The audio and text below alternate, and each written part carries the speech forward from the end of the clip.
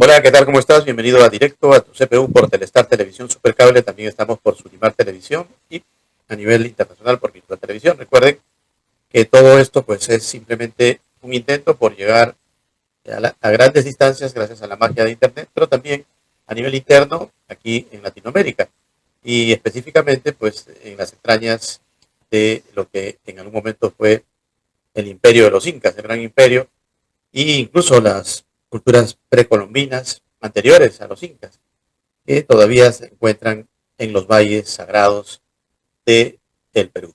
Y gracias a la participación de nuestros invitados, pues podemos profundizar temáticas que nos sugieren nuestros seguidores. Y una de ellas es muy delicada porque se trata de hablar de la actualidad política que vive nuestro planeta Tierra, no solamente a nivel interno, circunscritos en un determinado país, sino que simplemente pues vemos que el panorama es bastante amplio y hasta cierto punto preocupante para todas las esferas o los estratos sociales, ¿no? Desde el punto de vista climatológico, desde el punto de vista económico, eh, incluso hasta la alimentación, el problema alimenticio que hay a nivel mundial y bueno, hay una serie de situaciones. Pero todo tiene que ver eh, con la política, aunque no lo queramos aceptar, pero los que manejan los hilos de todas estas transformaciones sociales, pues son los políticos. Entonces, qué mejor que conversar con nuestros invitados. Para hoy tenemos al doctor Milton Vela Gutiérrez de la Universidad de Lima, para que nos dé un diagnóstico. También tenemos a Joao Calazan Filos desde Brasil.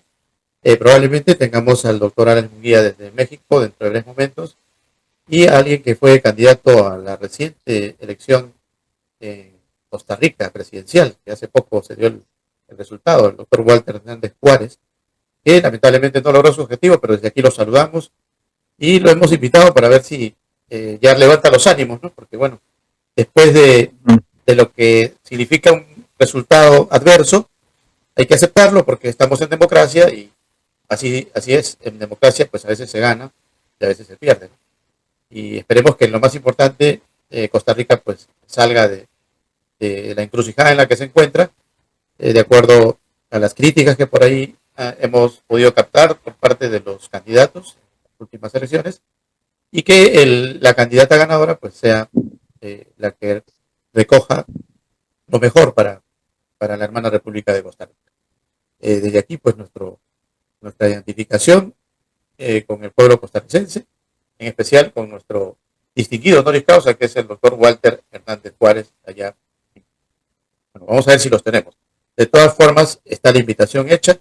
Vamos a iniciar entonces nuestra temática de análisis.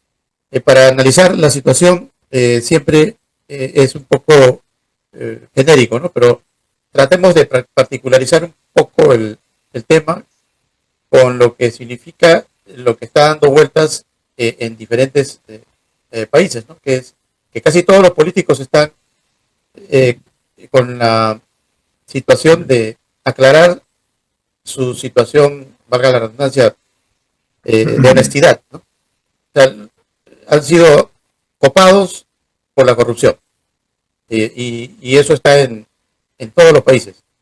Y básicamente por ahí podemos comenzar, ¿no? Más allá de llegar incluso a la gran esfera política que pueda estar manejando los hilos del devenir histórico, también dentro de ellos se maneja pues la negociación y los grandes negocios implican pues actos de corrupción, porque no van en beneficio de la humanidad, sino en beneficio de hegemonías económicas y de alguien que de pronto se está echando aire, está a la orilla de la playa, vive feliz, mientras las grandes mayorías pues no lo hacen. El doctor Milton Vera Gutiérrez, ¿cómo analizar esa encrucijada en la que nos encontramos? Mira, yo creo que todos los que estamos comprometidos con el análisis de lo contemporáneo, del contexto, ya no podemos hablar del nuevo orden mundial, sino del nuevo desorden mundial. Creo que es más apropiado porque en estos momentos todavía no vemos la cabeza de la serpiente. Los efectos que estamos notando se parecen mucho a finales del 45, de la Segunda Guerra Mundial, donde empezaba la famosa Guerra Fría con una repartija del poder del mundo. Lógicamente, posterior a eso, teníamos un mundo unipolar, teníamos un sheriff, teníamos un matón de la esquina, que era el que dominaba y el que ponía las pautas en el mundo. Nos acostumbramos a ese sistema, nos acostumbramos a que Estados Unidos marcaba las pautas absolutamente en todo, desde el punto de vista político, desde el punto de vista cultural y desde el punto de vista económico. No habíamos visto ningún país que compitiera con las formas en las cuales estuvimos nosotros, con la existencia humana que formamos en base a los parámetros de la cultura americana. Trump, con su forma de ser, con su extraña forma de trabajar, no es un político, es un empresario avesado, nos volvió a traer ciertas debilidades y ciertas fortalezas, ¿no? Nos habíamos acostumbrado a las grandes amenazas, a la Guerra Fría, a las bombas nucleares. No habíamos visto realmente la insurgencia de lo que yo le llamo el marketing, ¿no? O sea, es decir, el marketing de guerra, pero no de la guerra convencional, sino la guerra comercial. Esta guerra comercial, en la cual muy bien al inicio de esta entrevista, lo dijiste tú, Jorge, es que el capitalismo superó las ideologías. Normalmente el capitalismo era el furgón de cierto sector ideológico. El comunismo, las ideas socialistas, no estaban en la capacidad de generar propuestas capitalistas, ya que para utilizar el capitalismo como tal, se necesitaba ciertas ideas y ciertas preponderancias. China creo que cambió absolutamente todo el concepto, pero creo que algo más grande, ¿no? O sea, el capitalismo en sí mismo tenía una fuerza mayor a lo que nosotros podíamos haber contemplado. Es decir, el capitalismo no necesitaba de ideologías para que pueda ser una herramienta de desarrollo para las naciones.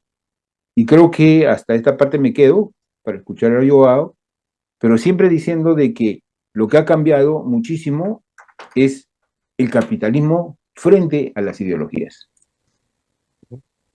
Bueno, parte de lo que se vive ya en la China, pues es capitalista.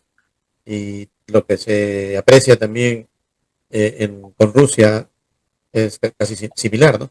Y, por ejemplo, hay situaciones que vienen a ser como una especie de repartición de territorios, ¿no?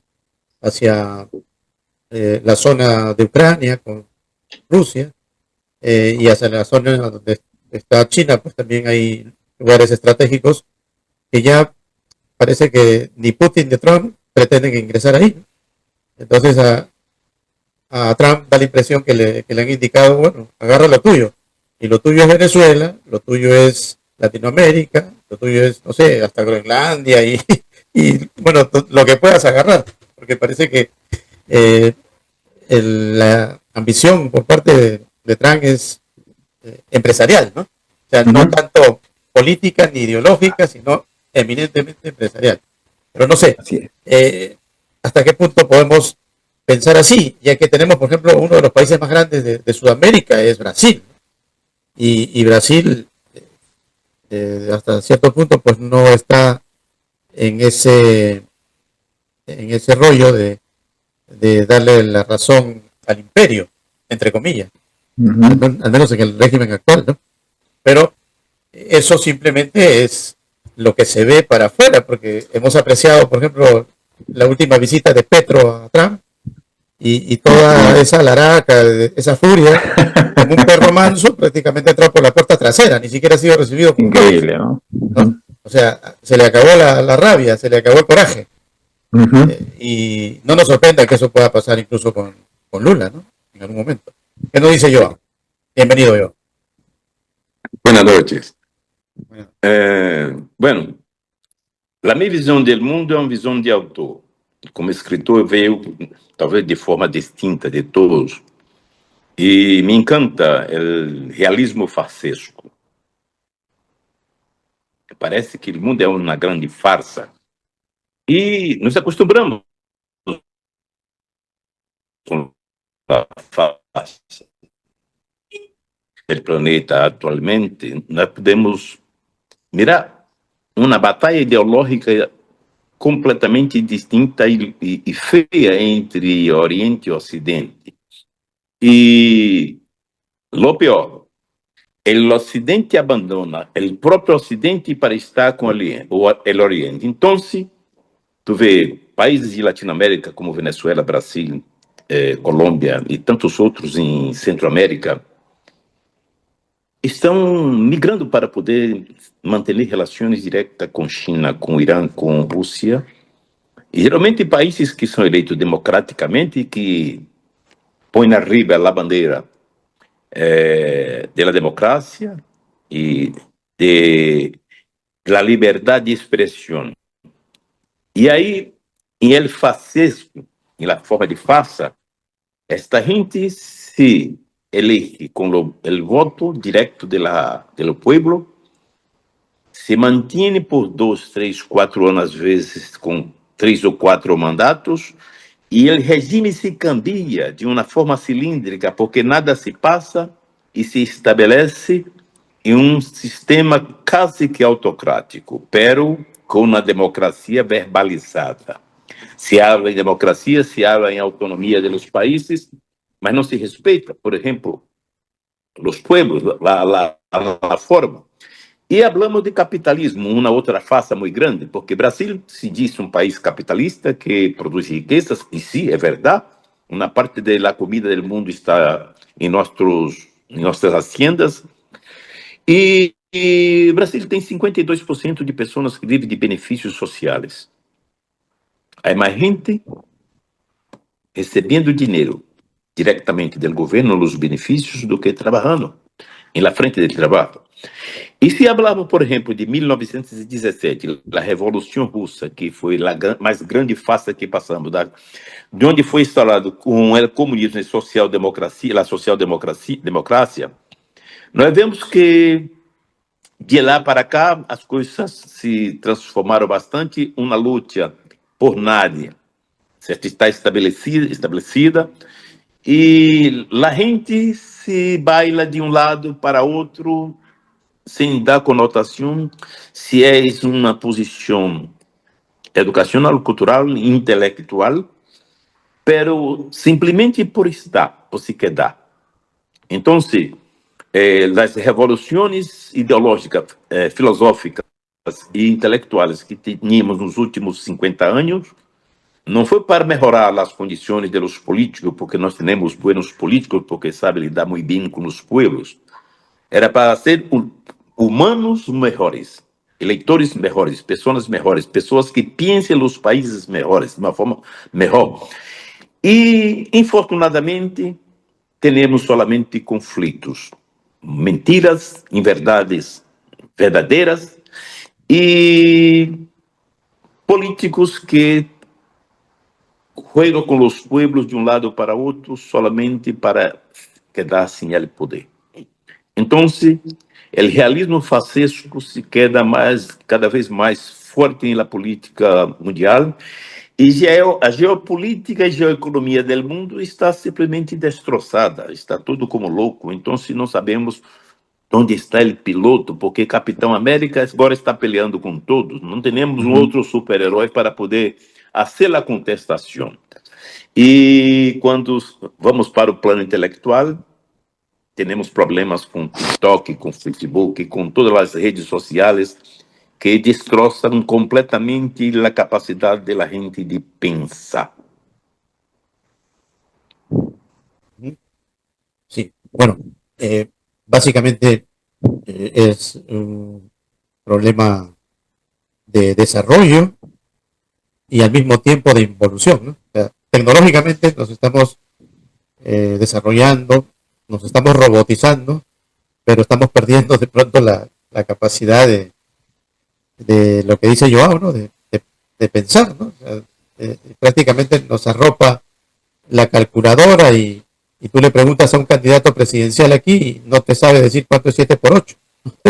Entonces, él es un ejemplo de lo que ya se ha perdido. Y no hay cómo recuperarlo. No hay cómo recuperarlo. Y eso les está pasando al común denominador de la gente.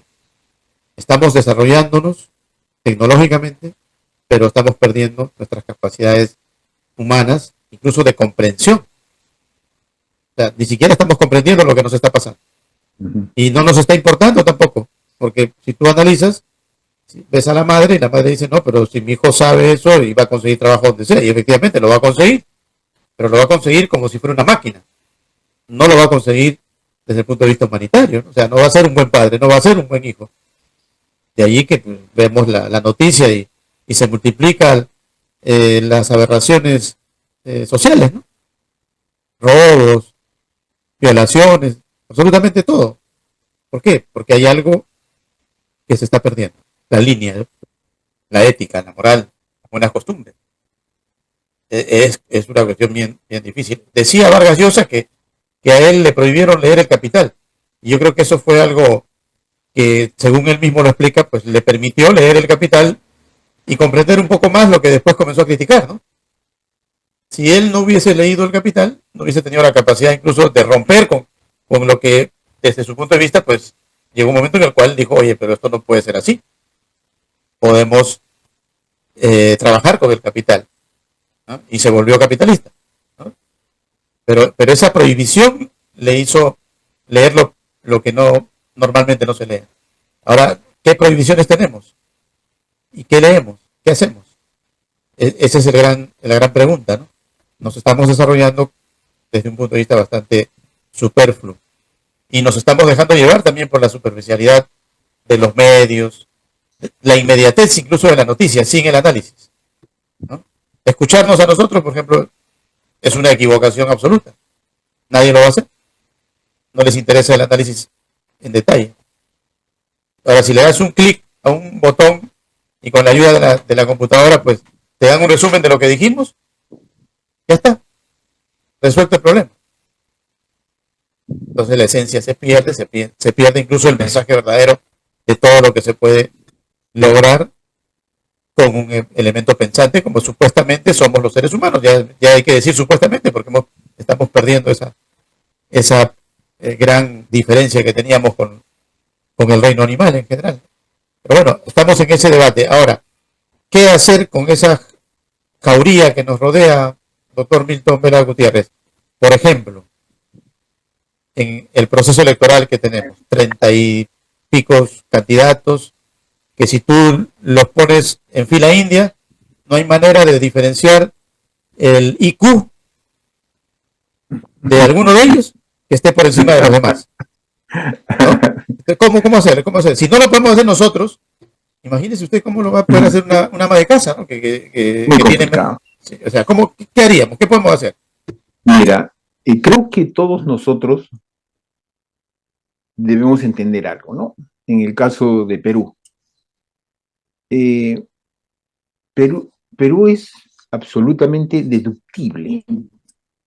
O sea, lo que va a pasar, pasa. No es sorpresivo. O sea, todo lo que sucede en el Perú es porque ya está programado, pero nuestros políticos son unos tipos, pues, de bajo nivel intelectual, entonces, que hacen las cosas de acuerdo a sus propios intereses. Y muchas veces esos intereses ni siquiera son subrepticios, sino son fundamentalmente claros de lo que va a ocurrir. La crisis de Perú es enorme, ¿no? O sea, se nos viene desde hace muchísimos años. El Perú nació después de 1821 en una necesidad de formar partidos, pero para la casta económica de ese tiempo, tener partidos era un fastidio.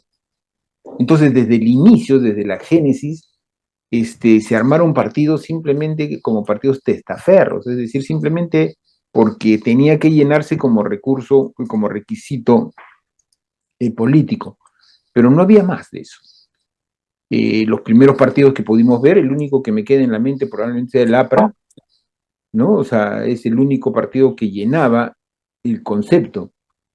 Pero después, cuando hemos ido viendo en el devenir ya de la historia, entonces la creación de partidos era más un asunto de propiedades, clubes, empresas privadas, pero no tenía nada que ver con el concepto que nosotros deberíamos tener de partidos. Esto conllevó a que comenzaron a darse leyes, pero por los peores tipos que podían ser elegidos. El Congreso, llegamos a tener un Congreso, tenemos un Congreso con una frase que es absolutamente contradictoria, que no podemos explicar, que es una dictadura parlamentaria. O sea, se supone que el Parlamento es libertad, ¿no? O sea, pero no, tenemos una dictadura parlamentaria, es decir, un poder asume el poder por encima de los demás, rompiendo la teoría clásica de la república, es decir, donde exista una neutralidad en los poderes y cuidar esa neutralidad porque es fundamental en algo que se llama la ética del Estado, que es la institucionalización, porque nosotros no crecemos en base a políticos fuertes, sino a instituciones fuertes. Pero no, acá rompimos las instituciones y por lo tanto hemos ido cada vez debilitando más la estructura partidaria, la estructura de las instituciones. Hemos entrado desde la narcotización del Estado. Es clarísimo que nosotros nos comportamos como los mexicanos y hemos llegado, inclusive, acá en el Perú, prohibieron el financiamiento de las empresas legales hacia la política. En ese lapso en el cual se prohíben, entonces nosotros sabemos que toda campaña necesita recursos. Entonces, ¿quién dio los recursos para que los partidos políticos participaran en las elecciones y ganaran las elecciones? Bueno, la corrupción se juntó con todo lo que es la economía ilegal. Hoy podemos tener conocimiento de que solamente la minería ilegal genera 12.000 millones de dólares en lo que significa la negociación de este sector. Hoy sabemos que desde que fue el presidente anterior del Senado, prácticamente el 60% de los congresistas fueron financiados por la minería ilegal. Y lo más grave es que los actuales candidatos a senadores y diputados están siendo financiados también, ya no solamente por la minería ilegal, no por la economía ilegal, ¿no? Es decir, la tala ilegal, los contrabandistas, los narcotraficantes, la minería ilegal y todo lo que sabemos de ilegalidad. ¿Qué nos estamos presentando ahora? Tenemos 36 partidos. Obvio que ninguno de los partidos anteriores iba a tener alguna oportunidad en una elección tal como lo veníamos llevando. Pero acá sacaron la famosa teoría de los votos válidamente emitidos. La única forma en que podían hacer algo era tratar de que ingresaran la mayor cantidad de partidos. Utilizaron una cédula de 60 por 60 centímetros, 5 elecciones en una cédula, complicada, porque casi son como 10.000 candidatos que están entrando entre congresistas y diputados, lo cual lo hace pues imposible de racionalizar ese voto. Entonces, por lo tanto, la cantidad de errores materiales, la cantidad de gente que no va a ir a votar, la cantidad de voto que va a votar viciado, va a generar una masa de votantes a lo que denominamos votos válidamente emitidos, que ahí sí le puede dar acceso a los partidos que van a poder entrar al poder. Pero una cosa, Jorge, Joao, hay 3 cosas que son fundamentales en América Latina que hemos ido entendiendo como necesidad fundamental de mantener el poder. La primera es tener mayoría en el Congreso. La segunda es tener cuadros de funcionarios capaces para gestionar el Estado. Y la tercera es un partido que tenga la capacidad logística de escuchar, dialogar, intervenir en la sociedad propiamente dicha. Todos los regímenes que han quedado en el Perú, ninguno ha cumplido nada, razón por la cual tenemos el récord de tener la mayor cantidad de presidentes en un corto tiempo. ¿Se ha cambiado ese sistema? No se ha cambiado ese sistema. Entonces, todos los partidos que vayan a entrar van a tener un problema de gobernabilidad. Y yo lo que vengo diciendo, a veces si no me creen, no lo hago por broma, yo creo que la verdadera elección será en el 2027. No creo que bajo estos conceptos de elección vaya a haber un candidato que cumpla con las normas mínimas de gobernabilidad. He hecho cálculos, ya, y nadie va a pasar el 9%. He visto y he manejado mapas perceptuales, porque la pregunta es que les hacía a mis alumnos y todo es, ¿qué es más importante al momento del voto? ¿El partido, el nombre y la marca del partido, o el nombre y la marca del candidato? Entonces, en situaciones como las del Perú, con 36 partidos, evidentemente la primera fase va a ser no tomar en consideración los partidos porque genera mucha confusión. Entonces van a buscar entre los candidatos por los nombres, pero a su vez, las elecciones son el 12 de abril, creo. Entonces estamos hablando de enero, ya estamos febrero, marzo. O sea, 2 meses para posicionar nombres de candidatos, imposible. Por lo tanto, lo que se avecina es más de lo mismo.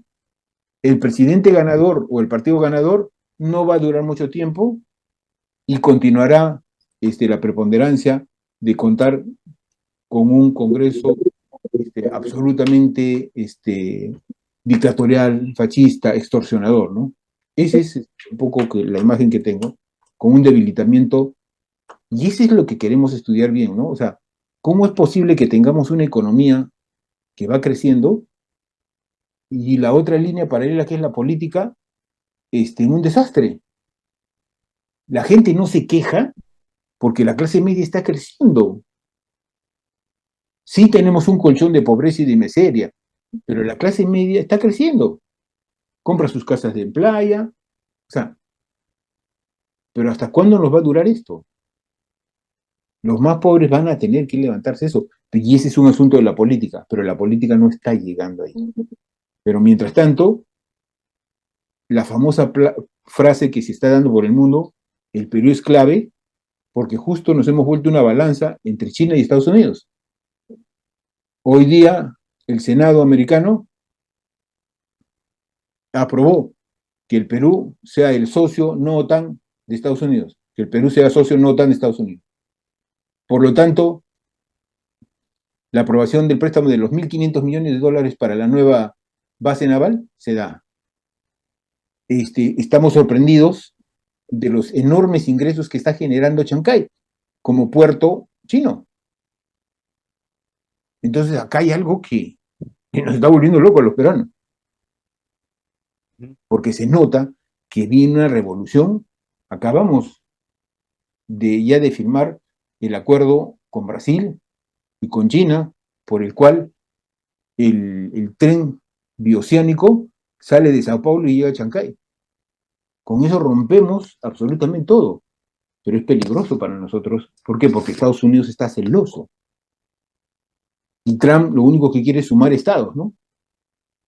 Entonces tenemos que hacer las cosas con mucho cuidado. Nuestros políticos no están preparados para eso, pero en conjunto, yo creo que la gran encuesta electoral importante se va a repetir en el 2027. Bueno, es parte tal vez del perfil del Perú para el mundo, que la mejor carta de presentación del Perú son sus emprendedores, ¿no? Ahora, alguien dirá, pues emprendedores son empresarios, pero estos emprendedores, muchos de ellos, eh, y conozco algunos personalmente, ¿no? Que no tienen ni siquiera quinto de secundaria. Así es. O sea, son eminentemente negociantes. O sea, tampoco tienen un IQ demasiado desarrollado. Es simplemente que le han agarrado el hilo a lo que significa obtener ganancias, ¿no? A través de la producción textil o lo que sea, ¿no? En diferentes ámbitos. Y no hay quien los pare, ¿no? Si tú conversas con un chino, pasa lo mismo. El chino Sí, tampoco, claro. el chino tampoco no es un sabio, porque a veces, es claro, vemos las películas, ¿no? Vemos ahí que el chino está pensando y tú dices, coño, qué pensador. Pero no es así. Conversas con el chino te da tres, cuatro respuestas simples, pero no se equivoca nunca en sus cálculos. O sea, para él, por sobre cualquier conversación, está su cálculo. Y se acabó. No le interesa que si el amor, la envidia, nada, pero no. Eres su amigo si es que factura. Y se acabó. ¿No? Y creo que un poco tenemos eso. Cuando tú hablas con un emprendedor de Gamarra, del emporio Sí, económico bravo. más, él tampoco no está mucho en sentimentalismo, ¿sabes? Él está directo, mira, ¿cuánto me va a quedar a mí? Y se acabó. Y no es un sabio, no es nada, es simplemente una persona práctica. Creo que hay mucha afinidad entre el chino y el peruano. Somos la pequeña China, dicen por ahí, ¿no? Sí. Bueno, Joao, ¿qué nos puede decir? Porque en Brasil hay una gran colonia china, colonia japonesa, ¿no? Bastante asiático. Y el brasilero, pues es prácticamente una situación muy vasta de lo que significa nuestra Sudamérica, porque por ahí vamos a encontrar lugares fríos, templados, economías pujantes, economías de arrabal, de todo ahí en Brasil. Simplifica, creo que en Brasil está simplificado Perú, Chile, Ecuador, todos los países están ahí, por lo grande que es. Pero más allá de eso, ¿cuántos candidatos ustedes, por ejemplo, tienen normalmente para la presidencia? ¿Llegan a tener 36, como sucede por acá, o, no? O a pesar de lo grande que es, no, no hay o sea, tanto problema, ¿no? Porque esto ha generado un problema enorme, ¿no? Que se viene encima ahora con el momento electoral de abril. No se sabe qué va a pasar, ¿no? No se sabe cuál puede ser el resultado ante incluso las estadísticas que no dan un favorito. ¿Qué nos puedes comentar al respecto, Joan? Bueno, en las últimas elecciones tuvimos como 7 candidatos, pero nada cambia lo que Milton ha explanado. Hay un sistema montado, hay una estructura política montada y todas son iguales en Latinoamérica. Pero yo soy occidental, yo tengo un sentimiento de libertad, me encanta la libertad y libertad es un sentimiento puramente occidental. É muito complicado quando se habla de liberdade de direito, quando em direção ao Oriente. Então, quando falamos de estruturas, o Brasil tem uma estrutura gigante. E havia um homem que se chama Rui Barbosa, deve ser conhecido, porque é um grande pensador, um jurista de tamanho gigante, e que ele falava que a pior ditadura que há é do judiciário, porque não há a quem contestar. Hablamos aqui da ditadura do legislativo, onde o Congresso é responsável por fazer o controle do judiciário e do executivo. Pero nem sempre se passa como isto, porque em meio deste tipo de controle vêm as negociações. E aí está o grande problema que nós temos com a charla política. Porque a charla política ela não vem para controlar algo em benefício do povo, e sim dos políticos. Nós temos como 35 partidos também como em Peru. E há uma conversação interna dos partidos que o nome que vai para ser elegido tem que ser apontado pelo partido. Então, se não é democracia, porque o eleitor brasileiro ele não elige a pessoa a votar, ele recebe a indicação. Há uma indicação clara. O partido indica João, não serve para Brasil. Pero não há outro nome para botar, porque solamente temos estes 6 ou 7 nomes que os partidos e o sistema impõem à democracia para que tu haga uma votação e aplauda uma ação que é completamente autocrática. Não há nada de democrático, não há nada de libertar em este sistema. E o grande problema que enfrentamos na atualidade não é uma questão de se temos trilhões de pessoas habitando o planeta. É a forma em que essas pessoas habitam o planeta. É a forma em que essas pessoas se põem ante a política.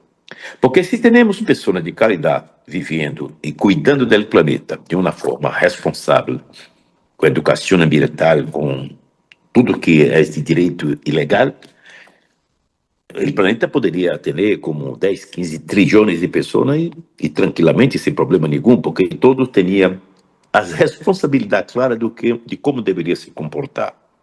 Então, em el sistema político, hoje nós temos o quê? A lei do mais inteligente? Não. Então, a lei do mais experto e a lei do boludo, do estúpido, e da gente que está à disposição para as trampas e precipícios criadas por os políticos que temos nós outros. Nós não temos buenos políticos, porque as pessoas buenas, os capazes, Sócrates falava que seria muito importante para o Estado se tivéssemos governantes filósofos ou filósofos governantes. Nós não temos nenhum e nem outro. E temos pessoas que chegam ao poder que malmente firma o nome, não entende de gestão pública, não entende de política, não entende de povo, não entende como falar com a população, com as pessoas, não entende de geopolítica, não entende de geoeconomia.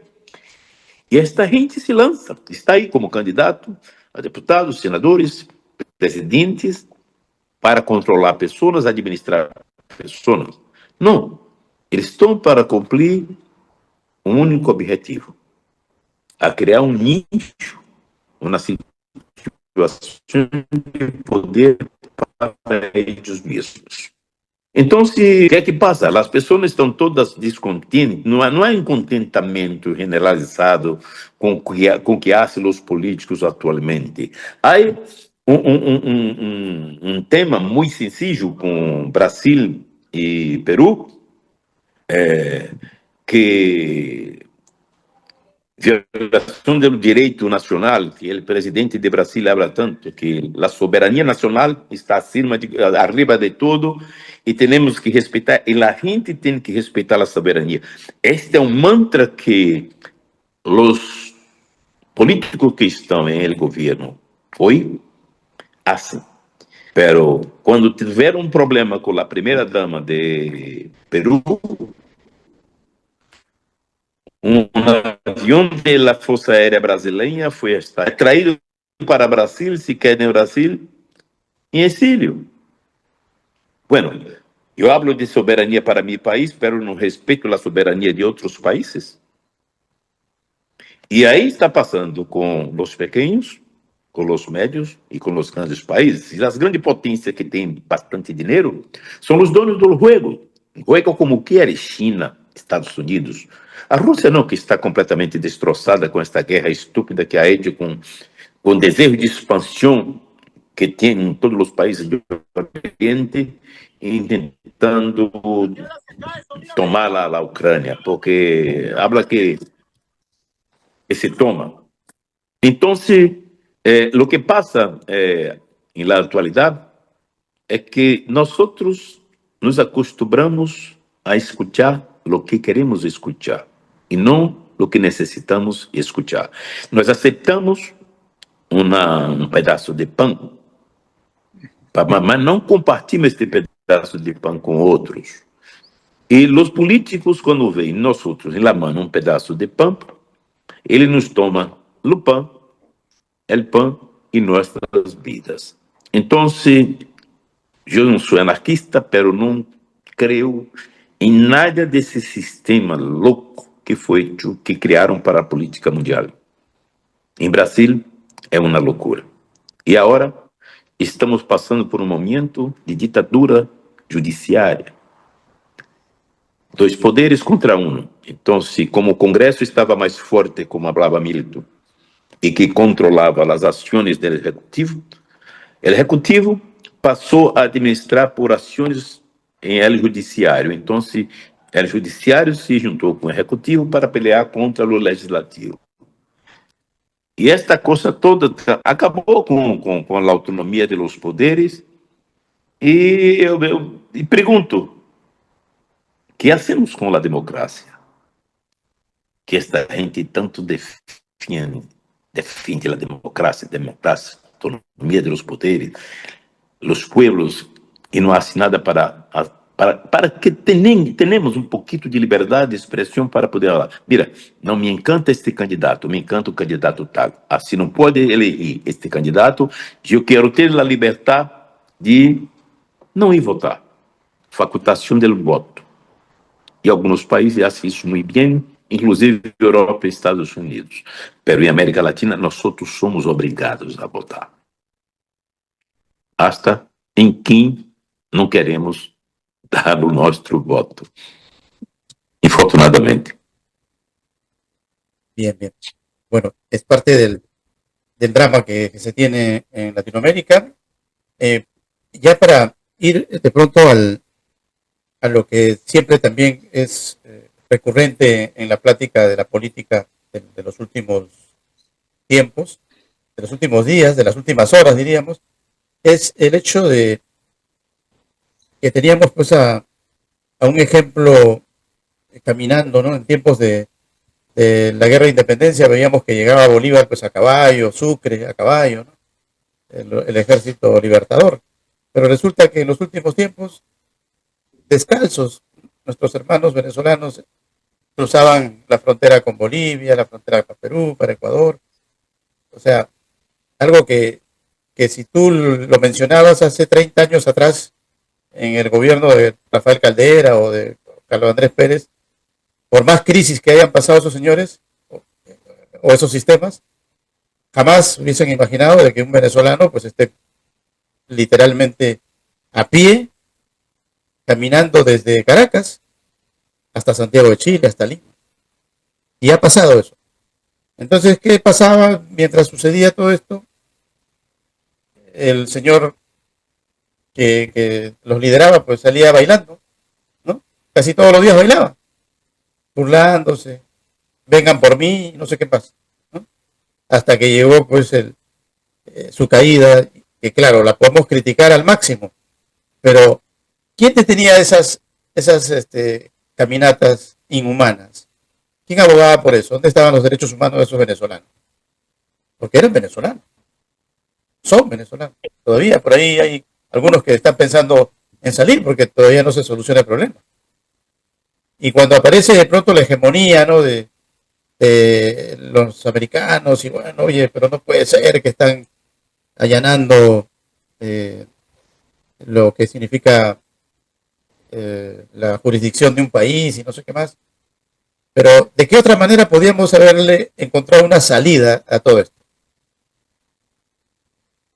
Seguir expectando los bailes de Maduro y seguir viendo los pies descalzos cruzando las fronteras con niños y nadie hacía nada. O sea, esa es la gran pregunta, ¿no? ¿Quiénes están más locos? ¿Trump dando la orden para que intervengan y lo agarren al bailarín? ¿O nosotros de manos cruzadas justificando que todo eso tenía que caerse por inercia, algún día no muy lejano? ¿Qué nos dice el doctor Milton? Bueno, esa es una de las grandes preocupaciones y las contradicciones de la cual hemos venido reflexionando, observando, criticando. Creo que nosotros siempre hemos sido muy respetuosos de la legislación internacional. Creo que hemos sido muy respetuosos de las autonomías de los países.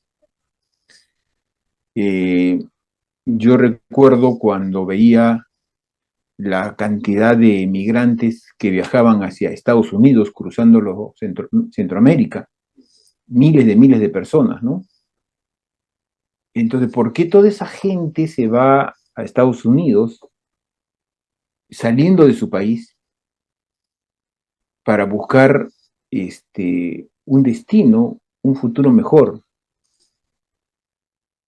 ¿Qué causa era lo que a ellos les invitaba a tomar decisiones tan drásticas de abandonar su país e irse a otro donde podrían ser muy maltratados? Pero el prurito era, teníamos que respetar la libertad de los países, la autonomía de los países, la soberanía de los países. Entonces, bajo ese concepto de respeto era, si alguien entraba a un régimen, podía ser el fascismo de Pinochet, o puede ser un comunista como Chávez, teníamos que respetarlo. Pero la migración, no solamente acá en Latinoamérica, sino en el mundo, nos vino a dar una cachetada. Nos enseñó de que los regímenes no respetan el concepto democrático. Entonces, ¿cuál es la voluntad de la gente, del migrante? Debe haber una insurgencia, deben dar su vida por esa libertad, deben salir del país. Entonces, todos esos elementos que se han ido formando en la parte contemporánea, se han ido dando y formando, y equivocadamente a través, por ejemplo, del tema de la transculturización europea, que ellos nos decían que es bueno que vengan los migrantes porque ellos van a aceptar la cultura del país que los acoge. Pero hoy día vemos que a las 12 del día en Londres están rezando el Corán. Hoy día sabemos que en Nueva York hay el alcalde de Nueva York no responde a los cánones de las religiones americanas. O sea, estamos en un momento muy grave. Recuerdo que en el 2021 en Davos, el príncipe Carlos leyó la Carta Terra. Y la Carta Terra hablaba de que había muchos pobres en el Perú. Lagarde, que fue fue presidente del Fondo Monetario Internacional y luego pasó para presidir, creo que la Comisión Económica Europea, también habló sobre la inutilidad de los viejos, porque los viejos son muy caros. Entonces hay perspectivas que comenzamos a discutir y las economías comienzan a definirse, pero lo que no se define claramente son las democracias, como decía Joao. ¿Qué es lo que vamos a hacer con la democracia? ¿Cuál es la fortaleza de la democracia? ¿En qué se ampara la nueva democracia? ¿En elecciones a lo venezolano? ¿Donde entra Trump con sus tanques? Cuba, lo que tú acabas de decir de Petro, ¿no? Lo hacen entrar por la puerta trasera y después lo ves sonriendo, alguien que los había insultado. No es que no deba haber buenas costumbres y diálogo, sino tenemos que definir bien cuál es la relación en lo de los países. Fíjate que en las últimas elecciones en Latinoamérica, si tú haces un seguimiento, todos los partidos que están ganando elecciones están siendo dirigidos por la CIA y amparados por Trump. Todos. Milei, hoy te va a dar 20.000, no le dio nada, pero igualito influenció en la campaña. Noboa, todo, o sea, realmente lo que está caminando. Entonces, ¿para qué hacemos esto de esta payasada de las campañas? El Perú me huele que el que puede ganar es Rafael López. ¿Por sus méritos? No, porque es muy amigo de Trump. Y Trump le dijo, tú vas a ganar. Entonces, si es así, ¿para qué hacemos elecciones? ¿Para qué hacemos esta sobrecarga de gastos? Entonces, hay que definir, o sea, realmente tenemos que definir no solamente a nivel de partidos, de países, sino a nivel de seres humanos, porque nos estamos encontrando también con algo que a mí me preocupa, porque me he vuelto muy interesado estos últimos tiempos en la injerencia o en la influencia de la inteligencia artificial en la política especialmente, ¿no? Hemos estado con los alumnos de la universidad viendo la enorme influencia que tienen también como programas no generativos, y vemos que la inteligencia artificial va a ser un antes y después, ¿no? ¿Por qué? Porque necesitamos fundamentalmente hombres que tengan filosofía como elemento fundamental, políticos que antes de ser políticos sean filósofos. Necesitamos hombres bravíos que sean consistentes con políticas claras y definidas. Solo así podremos nosotros diferenciarnos de lo que es la inteligencia artificial, que fíjate cómo se está utilizando ahora, ¿no? O sea, ya no sabemos qué es verdad, qué es mentira, lo que querían. 1984, George Orwell, en el año 45, el gran hermano. Nada nos los dijeron. Estamos llegando a eso. Pero creo que mientras existan hombres comprometidos con su dignidad, nosotros vamos a sacar adelante esta batalla entre los que quieren utilizar la tecnología y apabullar al ser humano. Pero no nos dijo nada de Díaz-Canel o de Maduro, por ejemplo. ¿Usted cree que son elementos sabios como para pensar de que ahí había que confiar y darle todavía un tiempo en el poder? Más allá de que intervenga Estados Unidos o quien sea. Pero alguien tenía que poner un alto a eso, ¿no? Y por último, yo creo que sí, de que el propio ejército de ellos llega un momento en el cual se rompe el cántaro cuando le está rebalsando.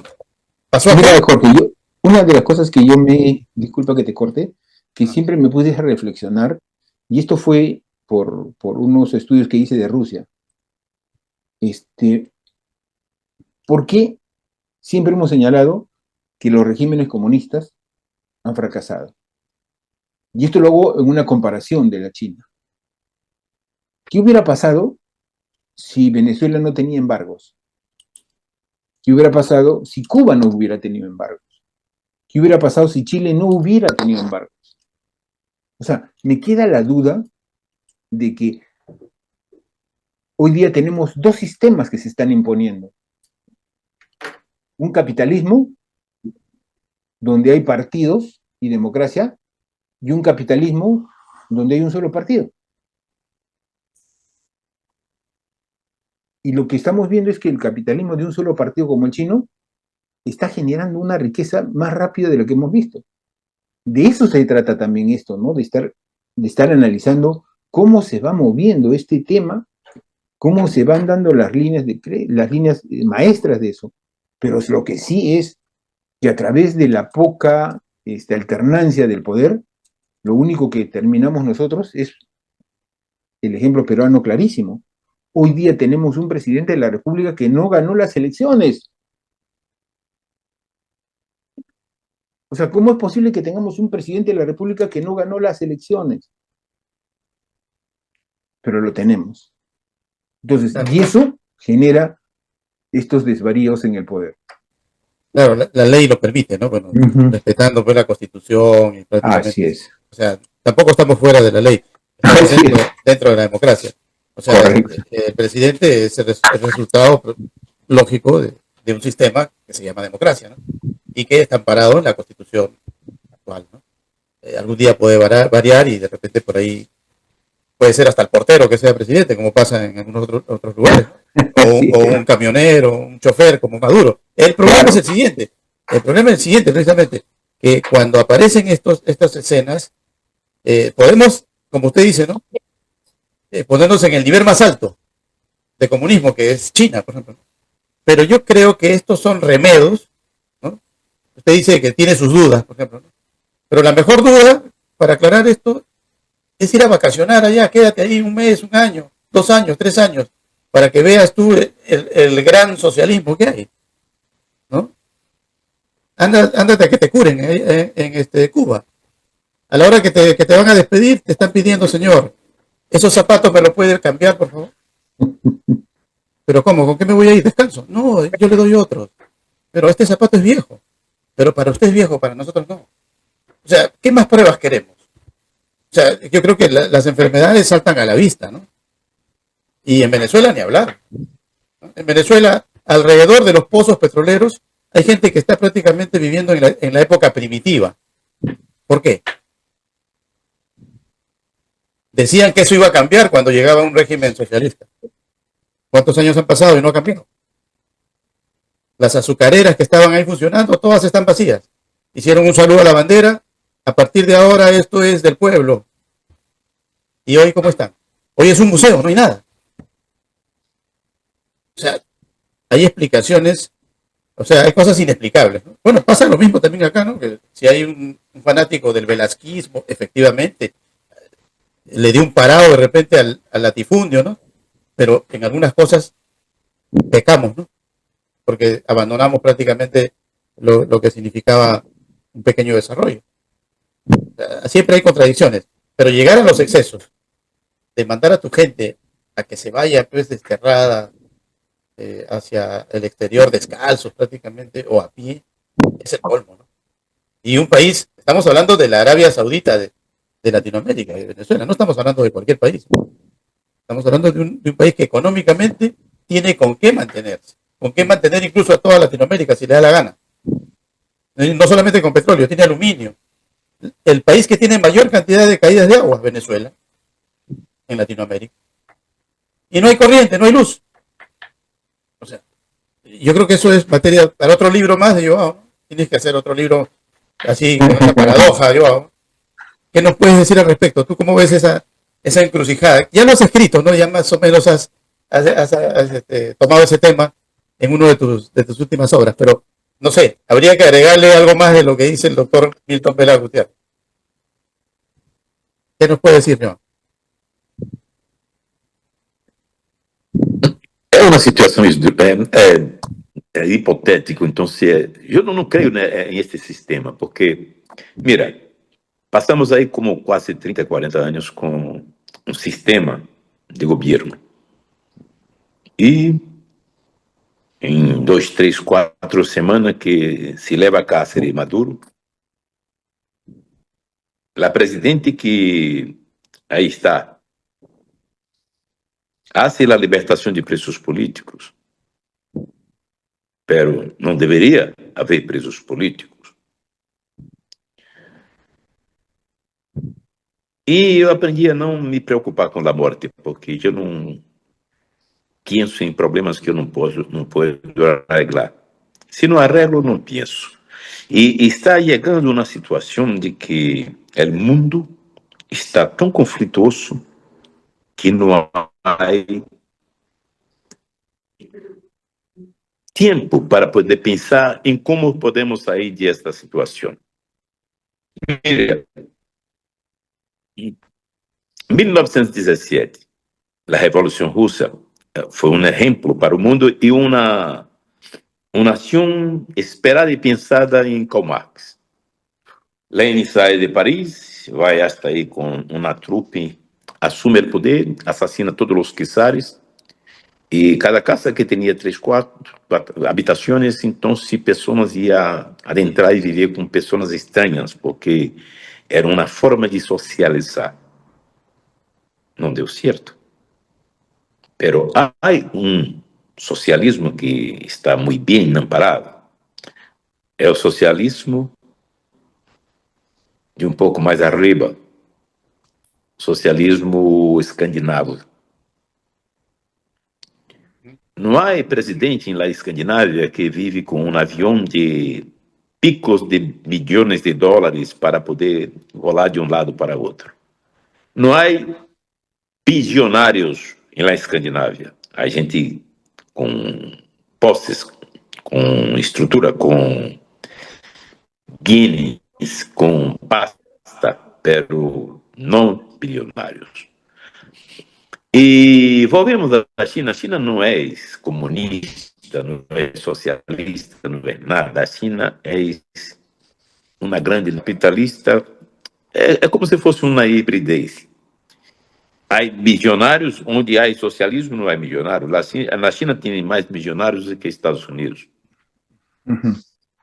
e tem uma sola pessoa, um só partido, o PCC, e o partido se mostra uma China do que a China deseja que venha, não a China que nós necessitamos ver e mirá-la de uma forma muito clara e transparente.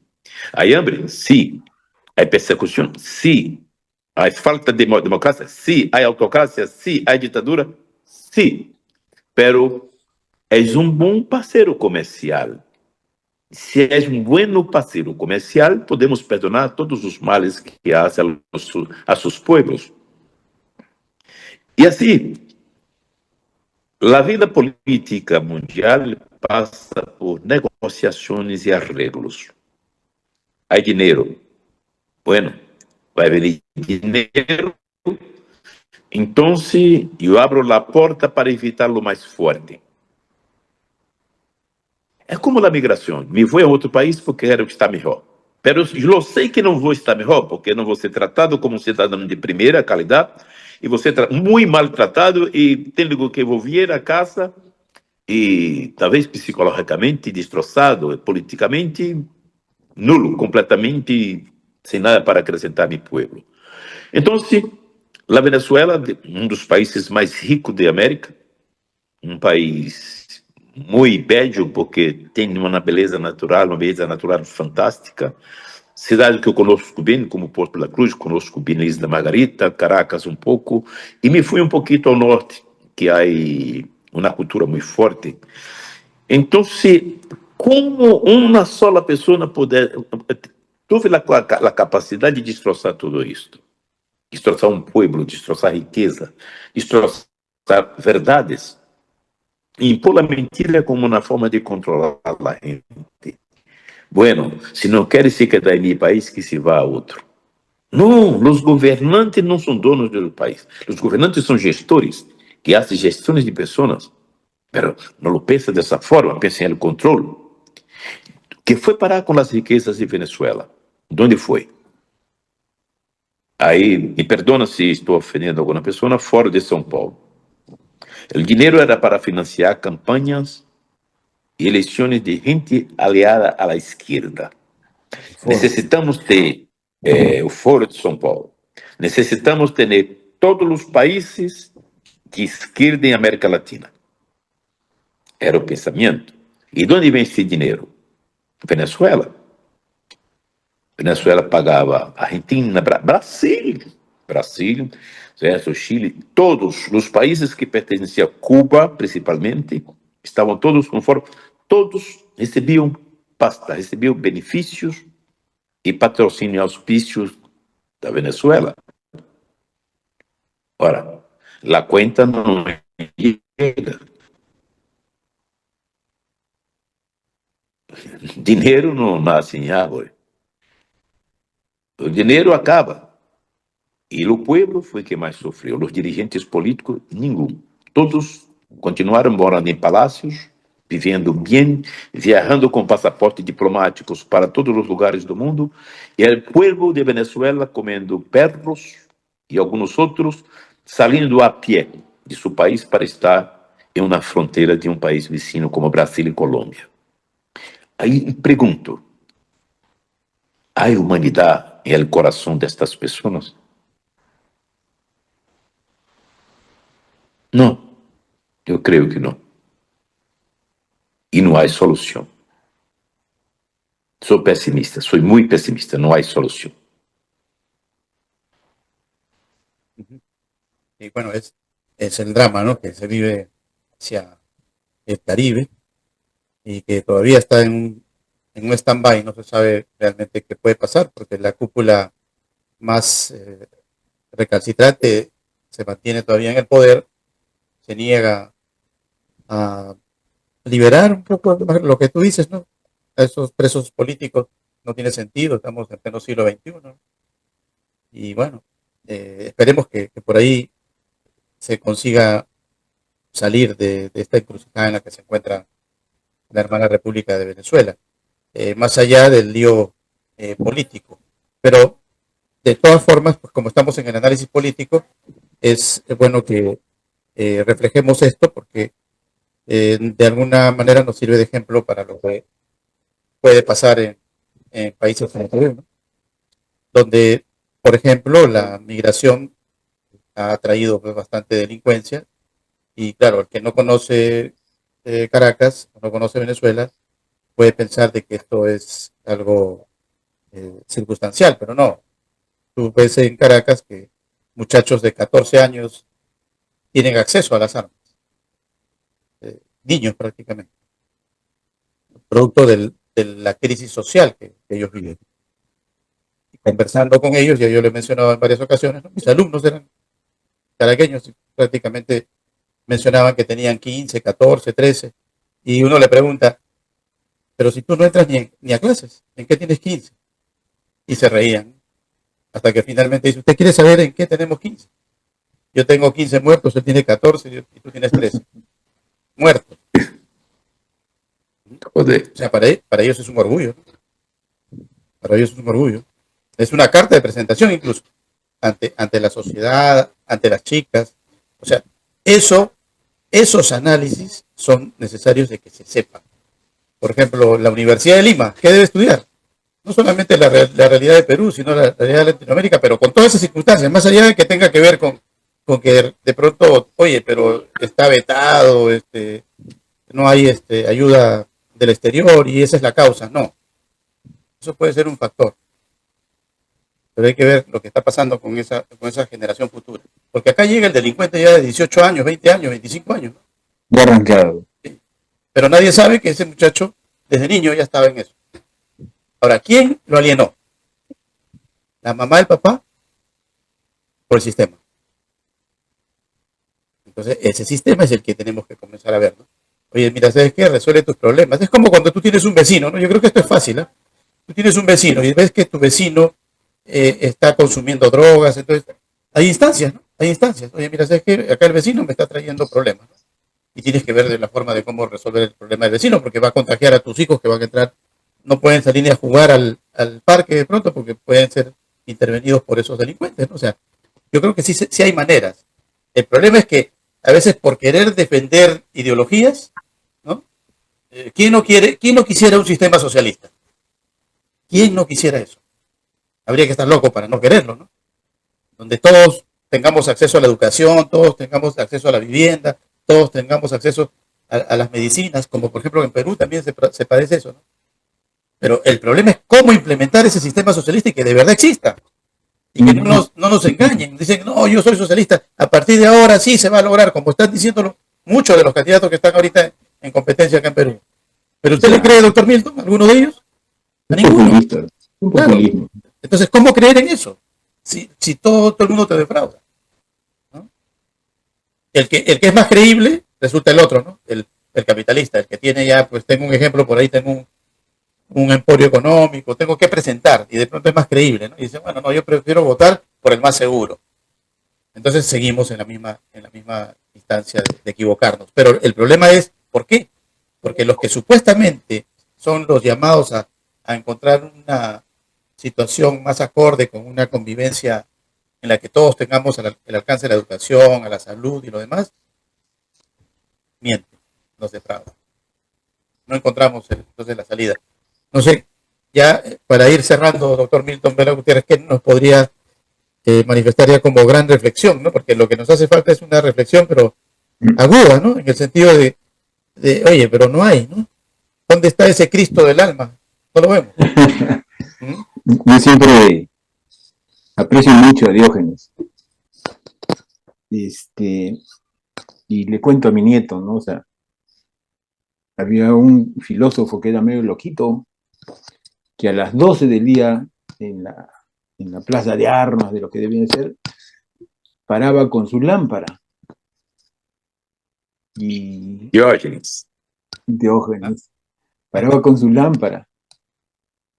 Y hasta que alguien se atrevió, porque este era bien, muy malcriado era, se atrevió y le pregunta, oiga, ¿qué haces tú con una lámpara encendida a las 12 del día? Y él dio una respuesta magnífica, ¿no? Buscando un buen hombre. creo que eso es lo que nosotros estamos en proceso, ¿no? Nuestras discusiones, lo que conversamos. Tratamos de repente, encontrar un buen hombre, cuando lo que necesitamos nosotros es construir instituciones que permitan la meritocracia, porque no existe el líder de generación espontánea, existe el líder que se va formando, que va entendiendo el bien común, que va entendiendo que todo vale en bien de la humanidad, que todos aquellos que nos ofrecen el placer primario, lo lúdico, el placebo, del beneficio propio, no es más que una imagen deteriorada de lo que es el populismo, ¿no? Pero lo que necesitamos es volver a creer, hacer que la gente se acerque a la política. Yo soy de los que creen que la política es el amor a la humanidad. O sea, no creo que la política sea la ambición de los malos, no, es el amor a la humanidad. Porque hay que amar a la humanidad, hay que amar al pueblo para reencontrarnos de nuevo con la honestidad, con códigos morales y éticos, con saber que el erario nacional y el dinero no se toca. Porque tras el trasfondo de todo esto, y lo vamos viendo en Estados Unidos, todos tratan, todos, de lograr en el más corto plazo volverse millonarios. Ese es el único objetivo. Imagínate, yo acá en el Perú se ha comprobado que prácticamente el 100% de los congresistas han logrado ingresos patrimoniales de más del 800%. Ese es el objetivo, eso es lo que buscan. Y por eso están desesperados de entrar de nuevo a buscar. Cuando ustedes, queridos amigos, saben que los que hemos hecho política, y a veces se molesta la señora de la casa, es porque a veces tenemos que vender un mueble porque hay alguien que lo necesita más que nosotros. El buen político sabe que la política es sacrificio, que a veces nos quedamos con el bolsillo vacío. Tenemos que reencontrar ese nuevo político, porque de ellos será el liderazgo para la gente buena. Sí, bueno, mencionaban, Joao, a los escandinavos, ¿no?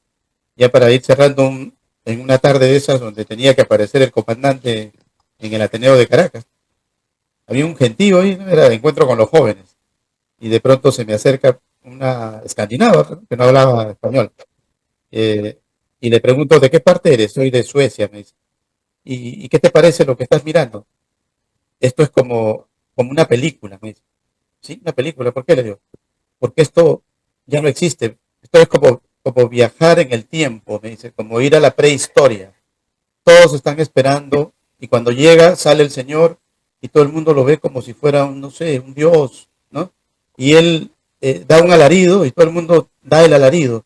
O sea, es como llegar a una etapa primitiva, me dice. Y le digo, ¿y qué? ¿Eso no existe por allá? No, me dice. Allá nosotros no sabemos ni quién es el primer ministro, ni nos interesa tampoco.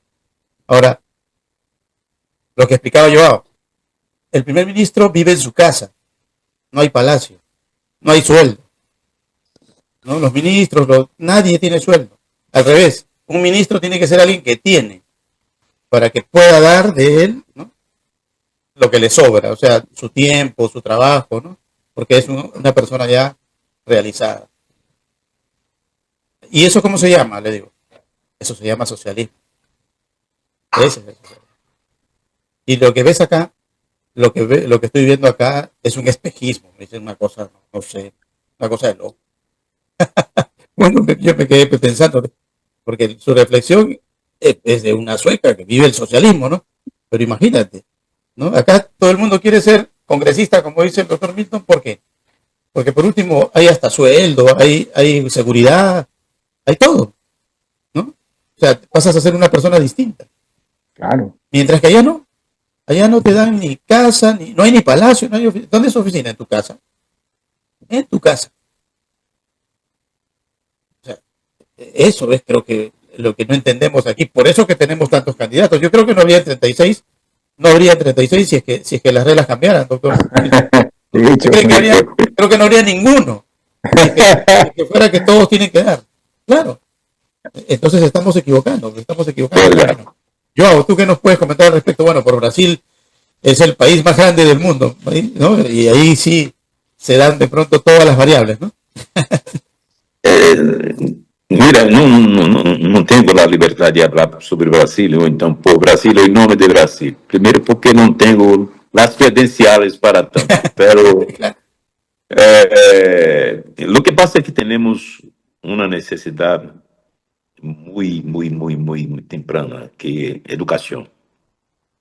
Si no tenemos buenas escuelas, buenas universidades, no tenemos una gente que piense, que produza ciencias, científicos de calidad para poder tener, para transformar lo que tenemos hoy, es muy difícil. Segundo, la cuestión es mi lado, porque yo soy un defensor de la literatura, que yo creo que sin literatura no hay nada. La gente de Latinoamérica ya no lee. En Brasil es una cosa terrible hablar que en un país de 213 millones de personas, entre 3 y 5% de la población lee. Consegue ler um livro totalmente, abrir o livro e conseguir chegar ao final em um ano.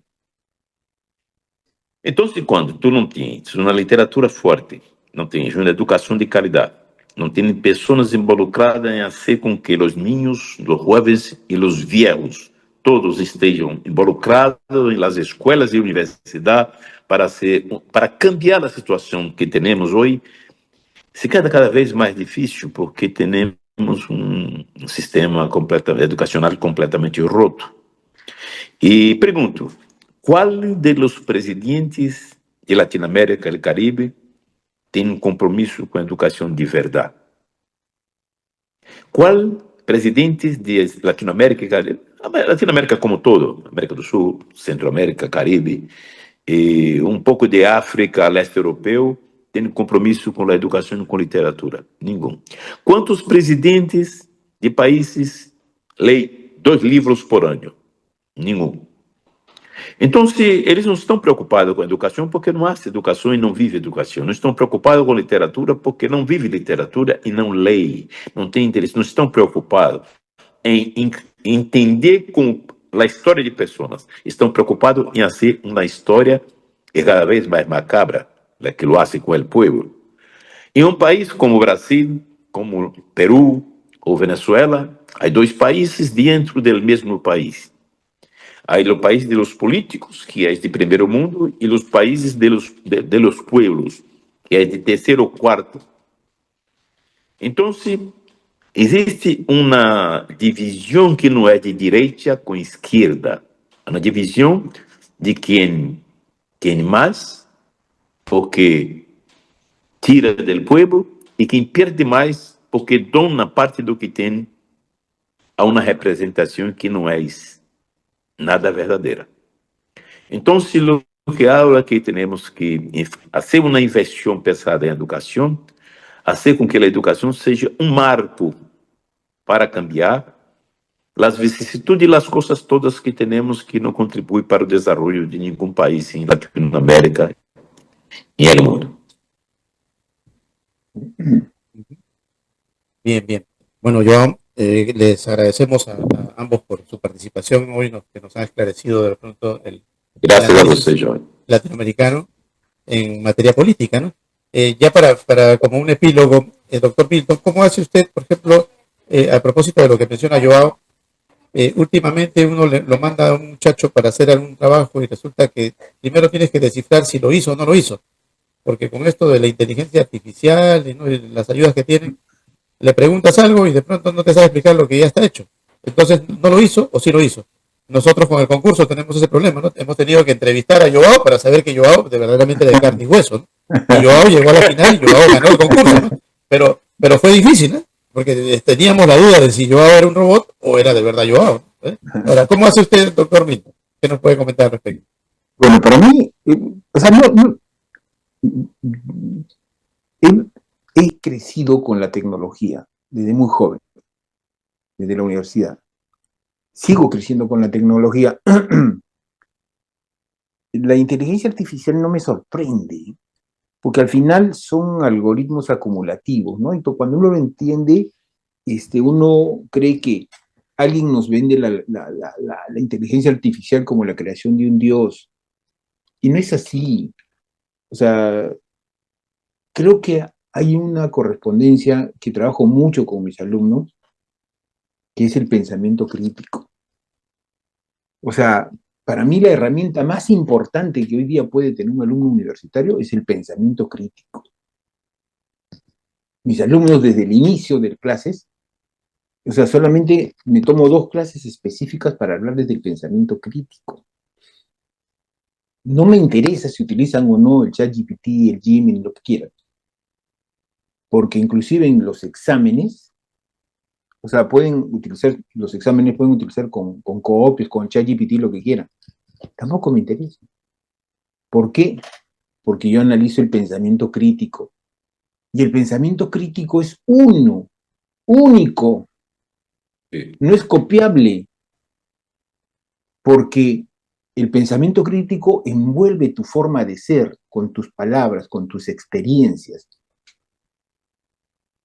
Entonces es evidente que cuando tú pasas el trabajo por el ChatGPT o por la inteligencia artificial, siempre te va a dar un modelo estandarizado, pero no te va a decir las palabras correctas, el sentimiento que nace a veces de la ignorancia, o de no saber, o de saber poquito. Entonces, para mí el pensamiento crítico lo es todo en estos momentos, ¿eh? Mis alumnos, y fíjese que con mucho orgullo, en los 2 últimos años he sacado el primer lugar en la Universidad de Lima, precisamente en los trabajos, en la presentación de los trabajos de los chicos, ¿no? Porque inclusive la categoría UNESCO tuve el gusto de ganar, porque básicamente le digo, no importa cuál herramienta, lo que sí valoro por encima de todo esto es el pensamiento crítico. Y el pensamiento crítico no hay forma, todavía no ha nacido la inteligencia artificial que te pueda quitar la personalidad de lo que tú estás diciendo. El buen trabajo está inmerso en la personalidad del que lo escribe. Está ahí. Por eso es que tenemos que leer, por eso es que yo evito que mis alumnos lean los resúmenes, porque en los resúmenes están los títulos, los algoritmos que trabajan. Pero en el silencio de la escritura está la personalidad, está el sentimiento, está el ambiente. Y yo lo que, como te digo, para mí, el pensamiento crítico fundamental en estos tiempos. Bien. Gracias, doctor, por esta aclaración que nos va a permitir también ser más críticos con la nueva temporada. Ya empezó Joao, ya están mandando sus escritos, tanto Macondo del siglo XXI como Notas Migratorias de César Vallejo 2026. Lo invitamos a sus alumnos también que participen, doctor Milton. Ok, pásenme la voz, por favor. Recuerden que la página es fundacionuniversidadhispana.com.